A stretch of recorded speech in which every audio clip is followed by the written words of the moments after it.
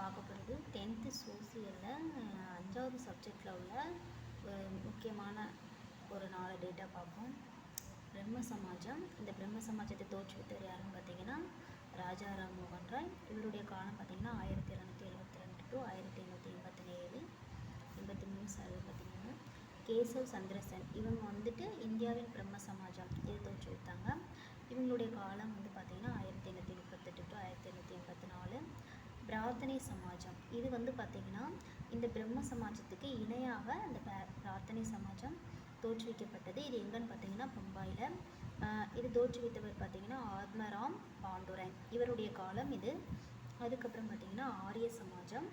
ஆரிய சமாஜம் வந்துட்டு பஞ்சாபில் கொண்டு வந்து சுவாமி தயானந்த சரஸ்வதி. இவங்களுடைய காலம் பார்த்திங்கன்னா 1824 டு 1883. அதுக்கடுத்து பிரம்மஞான சபை. இது எங்கே தோற்றுவிக்கிறதுன்னு பார்த்திங்கன்னா அமெரிக்காவில்.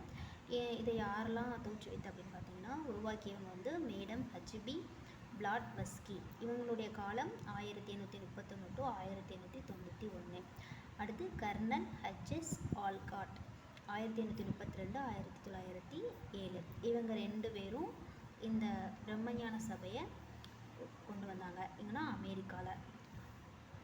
என்ன பிரம்ம சமாஜம். அதுக்கப்புறம் வந்து கேசவ் சந்திரசன் இவங்க உருவாக்கிய இந்தியாவின் பிரம்ம சமாஜம் இது. அதுக்கடுத்து பிரார்த்தனை சமாஜம். அடுத்து 4வது பார்த்திங்கன்னா ஆரிய சமாஜம். அடுத்து வந்து பிரம்மஞான சபை.